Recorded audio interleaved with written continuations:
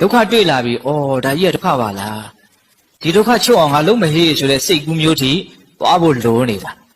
ဟုတ်လားဦးဇင်းတို့ရွှေကျင်စတော်ဘုရားကြီးပေးတဲ့ဥမာတစ်ခုရှိတယ်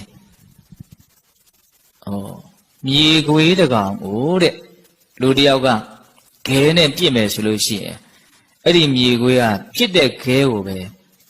ဖမ်းပြီးတော့ကိုက်အဲ့ဒီခွေးကဟုတ်တယ်တချို့ခွေးတွေခဲနဲ့ပြစ်လိုက်တယ်ဒုတ်နဲ့ပြစ်လိုက်တယ်ဆိုအဲ့ဒီခဲတို့ဒုတ်တို့သွားပြီးတော့ကိုက်တယ်ရှင်သေးကြတော့အဲ့လိုမဟုတ်ဘူးတဲ့ခဲနဲ့ပြစ်တယ်ဒုတ်နဲ့ရိုက်တယ်ဆိုအဲ့ဒီခဲတို့အဲ့ဒီဒုတ်တို့သူစိတ်ဝင်တာသူစိတ်ဝင်တာဒီခဲတို့ဒုတ်တို့ဘယ်ကလာလဲလူကပြစ်လိုက်တယ်လေအဲ့ဒီပြစ်လိုက်တဲ့လူကိုတွေ့အောင်ရှာပြီးတော့အဲ့ဒီလူကိုပဲကိုက်တတ်ဖို့ကြိုးစားတယ်ဝါချားပုံတော့ခွေးရဲ့စိတ်ဓာတ်နဲ့ရှင်သေးရဲ့စိတ်ဓာတ်ဝါချားပုံအဲ့ဒါကိုဥမာပေးတာဆိုကြီးကဘုံဘုံတို့တွေဟာရေခွေးစိတ်ဓာတ်နော်မမွေးသင့်ဘူးပေါ့နော်ရှင်သေးစိတ်ဓာတ်ဝေးသင့်တယ်အခုဘုံဘုံတို့ကမြေခွေးစိတ်ဓာတ်နဲ့နေကြတာခန္ဓာကိုယ်ကြီးဖောက်ပြန်လာပြီဟဲ့ဒုက္ခဖြစ်လာပြီဟဲ့ဆိုရင်ဘာလို့ဖို့ကြိုးစားစိတ်ကုဖို့ကြိုးစားတာပေါ့အဲ့ဒါပြစ်လိုက်တဲ့ခဲကိုပဲလိုက်ကြိုက်ဖို့ကြိုးစားနေတာမလုံးဝဘူးဆိုတာတော့မဟုတ်ဘူးပေါ့နဲ့ကျမ်းမာရေးကောင်းတော့ကုအောင်မကုရဘူးလို့ဆိုတာမဟုတ်ဒါပေမဲ့ဘုန်းတော်ဘယ်ထိသွားတဲ့တော့ဘာလို့မကျမ်းမာဖြစ်တော့မကျမ်းမာတတ်တဲ့ခန္ဓာကိုယ်ကြီးရထားလို့မကျမ်းမာဖြစ်တာဒါပေမဲ့ခက်တာကျွတ်တော့ပြင်မကအရာတွေကိုပဲအပြစ်အနေနဲ့မြင်တတ်ကြတာဒီခန္ဓာကိုယ်ကြီးကိုကြတော့အပြစ်မမြင်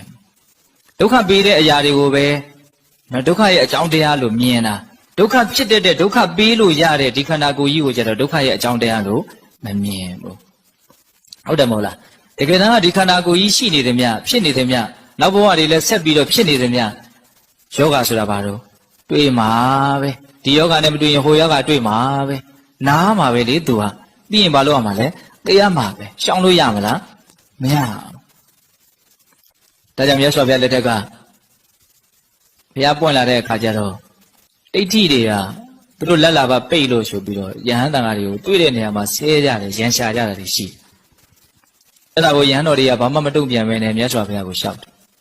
ရှောက်တော့မြတ်စွာဘုရားအဲ့ဒီမှာဥဒန်းကျူးတာလေတော်တော်မှတ်သားစရာကောင်းဘာတော့အဓိပ္ပာယ်လေးတော့ပဲဥစဉ်ပြောပါမယ်ရွာမှာနေတောမှာနေဆင်းရဲခြင်းချမ်းသာခြင်းဆိုတာတွေ့ရလိမ့်မယ်တဲ့ဆိုလိုတာကဘယ်နာသွားနေချမ်းသာခြင်းဆင်းရဲခြင်းဆိုတာရှောင်လို့မရဘူးတွေ့ရလိမ့်မယ်တဲ့အဲ့လိုချမ်းသာခြင်းဆင်းရဲခြင်းနဲ့တွေ့လာပြီဆိုရင်ဒါဘသူကြောင့်ဒါသူ့ကြောင့်ဒါငါကြောင့်လို့အစွဲမထားနဲ့တဲ့ဒီခန္ဓာကိုယ်ကြီးရှိနေလို့ဖြစ်နေလို့ဒီချမ်းသာခြင်းဆင်းရဲခြင်းတွေဆိုတာတွေ့နေရတာအကယ်၍ဒီခန္ဓာကိုယ်ကြီးသာဖြစ်မနေဘူးရှိမနေဘူးဆိုရင်ချမ်းသာခြင်းဆင်းရဲခြင်းတွေဟာဘာကိုအကြောင်းပြုပြီးတော့တွေ့မလို့တဲ့မြင်တတ်ဖို့လိုရနော်ဒီဥစ္စာဟုတ်လားဘုံဘုံတို့အဲ့ဒီမြင်သလားမမြင်ဘူးအစင်မပြေဘူးဆိုရင်အဲ့ဒီအစင်မပြေတာကိုပဲနော်ဓာတ်ရိုက်ရှင်းဖို့ကြိုးစားတာပေါ့နော်အစင်မပြေခြင်းကိုအမြဲတမ်းဒိုင်းလက်ခံပြီးတော့နော်အစင်မပြေတာကိုအမြဲတမ်းနော်တွေ့ကြုံနေရတဲ့ဒီခန္ဓာကိုယ်ကြီးကိုကြတော့အပြစ်မြင်ရကောင်းမှတွေးမိသလားမတွေးမိဘူးအဲ့ဒါဘာစိတ်ဓာတ်ခေါ်မလို့မြေခွေးစိတ်ဓာတ်ပေါ့နော်ရှင်သေးစိတ်ဓာတ်တွေသွားပါအဲ့ဒါဖျားပွင့်လာတယ်ဆိုတာအဓိကအဲ့ဒါပဲဒါကြီးကစားဒုက္ခဖြစ်နေတာရှောင်လို့မရဘူးဒီဒုက္ခရှောင်နိုင်ဟိုဒုက္ခနဲ့တွေ့အဲ့ဒါကိုယ့်အကိုစိတ်တွေတွေးကြည့်အခုဘုံဘုံပြောတဲ့စကားကိုတခြားတွေးကြည့်နော်ဟုတ်လားလက်သက်တည်းအခါကိုဘာလို့ဖို့လို့တော့မြင်တတ်ဖို့လို့တယ်ဒီခန္ဓာကိုယ်ကြီးကဒုက္ခအလုံးရဲ့နော်တီးရာကြီးပဲမှီရာကြီးပဲဒေသနာ